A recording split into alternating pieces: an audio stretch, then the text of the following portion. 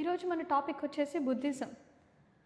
So Siddhartha Gautama Shakya clan, ఒక royal ఫ్యామిలీకి సంబంధించినటువంటి సిద్ధార్థ గౌతమ ఈ ప్రపంచంలో ఉన్నటువంటి అసమానతలు ఏవైతే ఉన్నాయో, సో అప్పుడు భారతదేశంలో ఉన్నటువంటి అసమానతలు ఏవేంటి అంటే రిలీజియస్ సూపర్మసీ.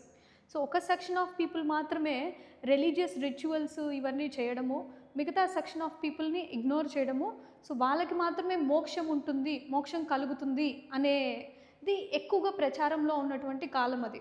సో దానికి ఎగెయిన్స్ట్గా గౌతమ బుద్ధ కనిపెట్టినటువంటి ఒక రిలీజియన్ ఇది. సో అసమానతలకి ధీటుగా ఈయన అందరికీ మోక్షం అనేది ప్రాప్తిస్తుంది అనే విధంగా ఒక పాత్ని కనిపెట్టారు. సో దానికి కనిపెట్టడానికి గల కారణం ఏంటి అంటే, సో ఈ ప్రపంచంలో ఉన్నటువంటి దుఃఖం, ప్రపంచంలో మొత్తం దుఃఖం 7 రకాలుగా ఉంది అని గౌతమ బుద్ధ చెప్తారనమాట.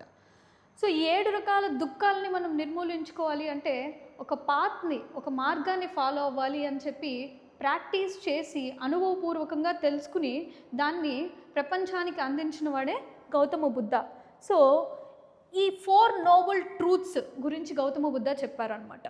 సో ఫస్ట్ది వచ్చేసి world is full of suffering, అంటే ఈ ప్రపంచం అంతా దుఃఖంతోనే నిండిపోయింది అని చెప్పి. సో సెకండ్ది వచ్చేసి reason behind suffering is desire. So నీకున్నటువంటి డిజైరే నీ దుఃఖానికి కారణం, దాన్ని తృష్ణ అంటాం. సో థర్డ్ వచ్చేసి to get rid of suffering. So దీనికి ఉన్న మార్గం ఏంటి అంటే ఈ సఫరింగ్, ఈ కోరికలను నిర్మూలించుకునేటువంటి మార్గం ఏంటి అంటే నిర్వాణాన్ని అటైన్ చేయడం. నిర్వాణ అంటే సెల్ఫ్ అనేది పోగొట్టుకోవడం అనమాట.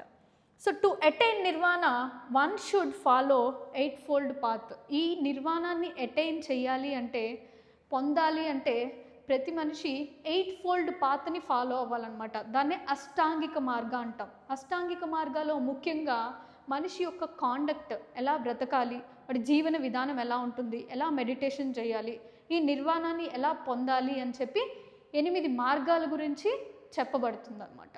సో ఇదంతా దేనికి సంబంధించింది అంటే, ఈ మోక్షాన్ని అటైన్ చేయాలి అంటే అది ఒక జ్ఞానానికి సంబంధించినటువంటిది, కానీ రిచువల్స్తో ఎటువంటి సంబంధం లేదు అని గౌతమ బుద్ధ తన అనుభవపూర్వకంగా తెలుసుకుని ప్రజలకి అందించడం జరిగింది.